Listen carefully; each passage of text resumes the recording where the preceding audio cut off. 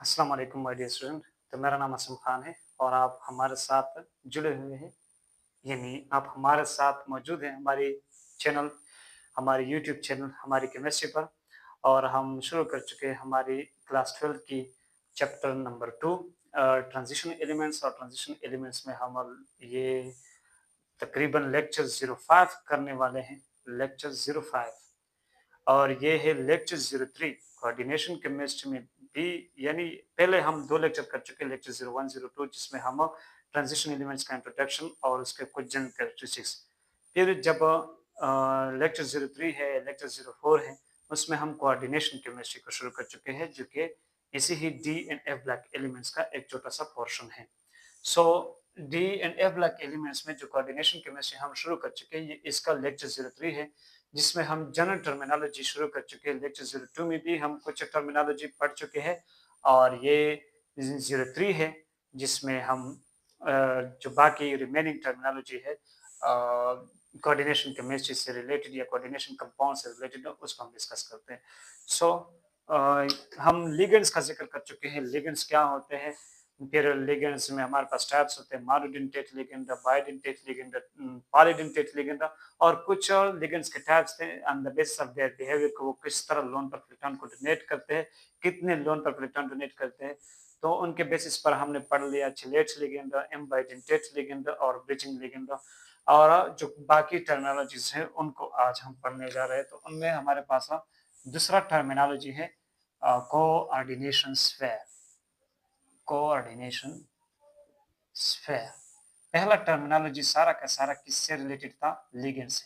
So coordination sphere क्या होता है, मैं आपको ये बता दूं कि जरा देख ले, हमारे पास भी एक एग्जांपल है, ये वाला आयरन,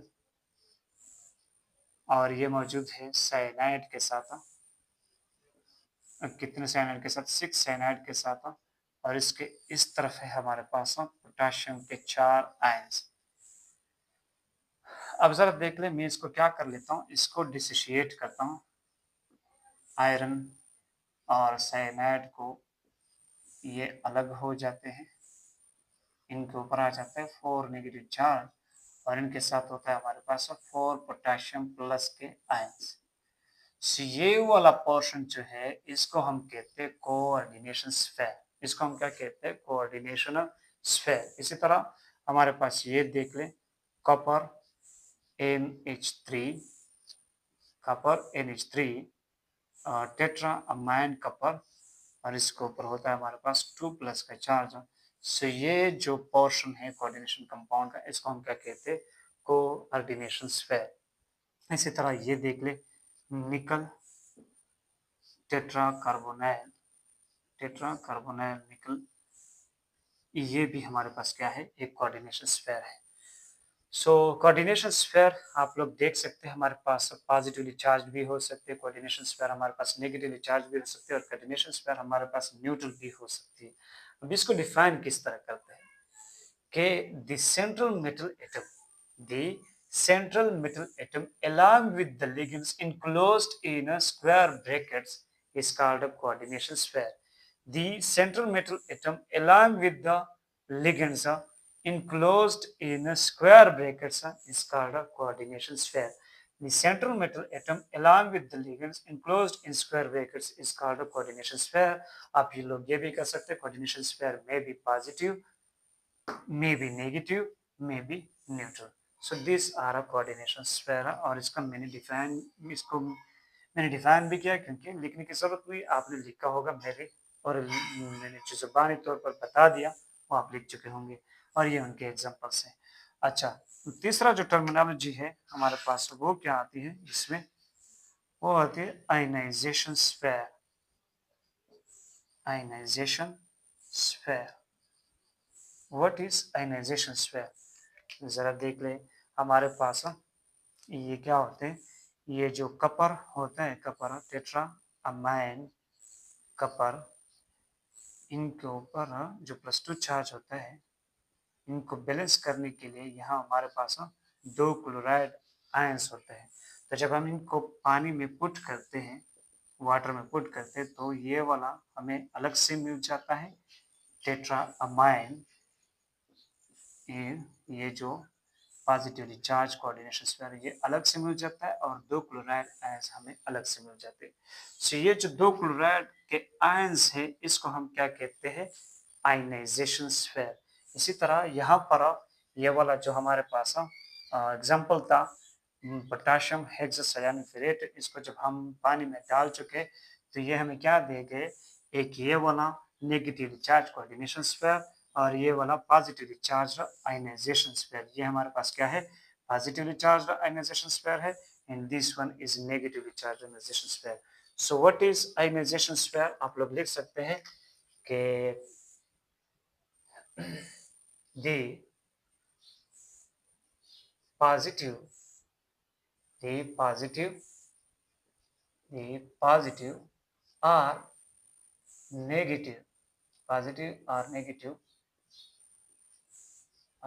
or negative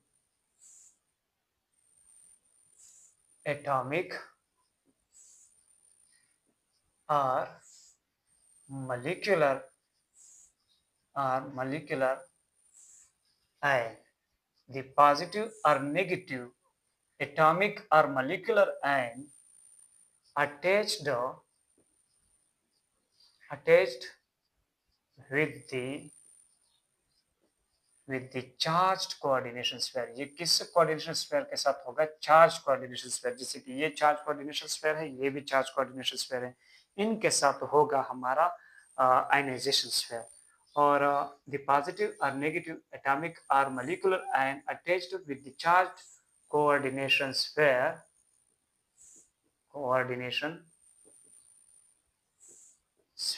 क्यों इसके साथ ये अटैच होते हैं, in order to neutralize its charge,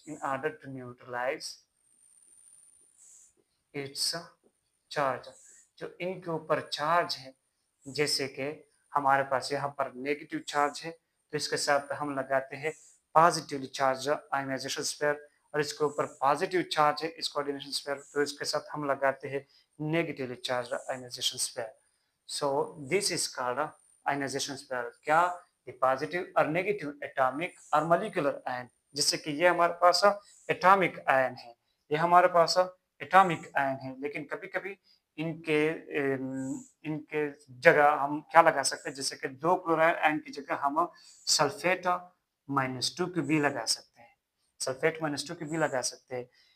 लेकिन याद रखें अगर यहाँ पर क्लोराइड आयन हो तो इन कंपाउंड की प्रॉपर्टी अलग होगी और अगर सल्फेट आयन हो तो इनकी प्रॉपर्टी अलग होगी। जाहिर है इनकी केमिकल कंपोजिशन क्या हो जाएगी, चेंज हो जाएगी। लेकिन यहाँ हम क्लोराइड आयन की जगह सल्फेट आयन भी लिख सकते हैं क्योंकि इसके +2 को बैलेंस करना है तो सल्फेट के ऊपर -2 चार्ज है और दो क्लोराइड आयन के ऊपर भी -2 चार्ज है। इसी तरह हम यहाँ 4K+ की जगह हम 4 अमोनियम आयन भी लगा सकते हैं, 4 ammonium ion and this is molecular ion, this is atomic ion, this is atomic ion, this is molecular ion और ये वाला पॉजिटिव आयन है, ये वाला नेगेटिव आयन है। तो हम कह सकते हैं द पॉजिटिव ये नेगेटिवली चार्ज्ड एटॉमिक और the positive or negative atomic or molecular ion attached ये क्या है, attached है with the charge coordination sphere। ये क्या होते हैं, न्यूट्रल कोऑर्डिनेशन स्फीयर के साथ नहीं होते, जैसे कि ये वाला हमारे पास क्या है, न्यूट्रल कोऑर्डिनेशन स्फीयर है, इसके साथ हमें आयनाइजेशन स्फीयर लगाने की जरूरत नहीं होती। तो ये होता है हमारे पास with the charge coordination sphere. और किस लिए अटैच होती है, in order to neutralize its charge. जरा देख लो यहाँ पर इसके ऊपर चार्ज है लेकिन यहाँ पर नहीं है क्योंकि ये अटैच है तो इसने इसके चार्ज को क्या किया है, न्यूट्रलाइज किया है। इसी तरह यहाँ पर इसके ऊपर चार्ज है लेकिन यहाँ पर नहीं क्योंकि यहाँ पर इसके साथ क्लोराइड आयन है तो इसने इसके चार्ज को बैलेंस किया है। सो द पॉजिटिव या नेगेटिव एटॉमिक और molecular ion attached with the charge coordination sphere in order to neutralize its charge is called ionization sphere. Clear है। और आपको एग्जाम्पल भी पता चला कि ये हमारे पास नेगेटिव भी हो सकते हैं, ये हमारे पास पॉजिटिव भी हो सकते हैं, ये हमारे पास एटॉमिक भी हो सकते हैं और मॉलिक्यूलर भी हो सकते हैं, एटॉमिक भी हो सकते हैं और मॉलिक्यूलर भी हो सकते हैं। और इसके साथ हमारा जो लास्ट टर्म है, चौथा और लास्ट जो हम अपने सिलेबस में कवर करने वाले हैं वो है हमारे पास सेंट्रल मेटल एटम। एटम। याद रखें कि ये हर वक्त हमेशा सिर्फ मेटल ही नहीं होता, कभी-कभी ये नॉन मेटल भी होता है, लेकिन मोस्ट ऑफ द केसेस में ये क्या होता है, हमारा सेंट्रल जो एटम होता है वो मेटल ही होता है। और कौन सा मेटल होता है? डी ब्लैक का एलिमेंट। सो हम कह सकते हैं कि the central atom to which अच्छा ये एटम नहीं होता, सिर्फ आयन भी हो सकता है, ये आयन भी हो सकता है। सेंट्रल एटम या ion to which the fixed number of ions or molecules to which a fixed number of ions or molecules, जिसको हम क्या कहते हैं, लिगेंड्स कहते हैं, are attached in a fixed and definite geometry in 3D space is called central metal atom या central atom भी कह सकते हैं इसको। हम सेंट्रल एटम भी कह सकते हैं, सेंट्रल मेटल एटम भी कह सकते हैं। सो वो सेंट्रल एटम या वो सेंट्रल आयन जिसके साथ फिक्स्ड नंबर ऑफ आयंस, जिसके साथ फिक्स्ड नंबर ऑफ आयंस जुड़े हुए हो, और वो आयंस क्या करे, एज ए लिगेंड का काम करे, यानी सेंट्रल एटम को अपने लोन पर इलेक्ट्रॉन डोनेट करे, या फिक्स्ड नंबर ऑफ मॉलिक्यूल्स, और वो मॉलिक्यूल्स भी किसका काम करे, लिगेंड्स का काम करे, यानी लोन पर इलेक्ट्रॉन डोनेट करने का काम करे टू द सेंट्रल एटम, जिसको हम क्या कहते हैं, ligands are attached in a fixed, वो सेंट्रल एटम के साथ अटैच हो, लेकिन किस तरह अटैच हो, फिक्स्ड एंड डेफिनेट ज्योमेट्री में इन 3D स्पेस, यानी 3D स्पेस में इनकी ज्योमेट्री क्या हो, फिक्स हो। जैसे कि कुछ कोऑर्डिनेशन केमिस्ट्री की ज्योमेट्री हमारे पास होगी, टेट्राहेड्रल किसकी होगी, ऑक्टाहेड्रल किसकी होगी, टेट्रागोनल किसकी होगी, पेंटागोनल, और मुख्तलिफ किस्म की ज्योमेट्री होगी। तो इसको हम क्या कहेंगे, सेंट्रल एटम। यानी ये देख लो, ये हमारे पास सेंट्रल एटम है, ये हमारे पास सेंट्रल एटम है, ये हमारे पास सेंट्रल एटम है, ये सेंट्रल एटम है, ये सेंट्रल एटम है, ये सेंट्रल एटम है। So this are central atom. और कहते हैं कि ये जो सेंट्रल मेटल एटम है, ये जो सेंट्रल मेटल एटम है, ये किसकी तरह बिहेव करता है, लेविस एसिड की तरह बिहेव करता है, और एक्सेप्ट करता है क्या, लोन पेयर ऑफ इलेक्ट्रॉन्स को। कहाँ से एक्सेप्ट करता है, फ्रॉम दी लिगेंड्स। लिगेंड से ये क्या करते हैं, लोन इलेक्ट्रॉन को एक्सेप्ट करते हैं। और लिगेंड्स किसकी तरह बिहेव करते हैं, लिगेंड्स क्या होते हैं, लेविस बेस ही हमारे पास यहाँ जो लेविस बेस होते हैं उसको हम क्या कहते हैं, लिगेंड्स कहते हैं। So central metal atom generally act as a Lewis acid which accepts lone pair of electrons from the surrounding ligands। और जनरली जो हमारे पास सेंट्रल एटम होता है वो डी ब्लॉक का एलिमेंट्स ही होता है। क्यों?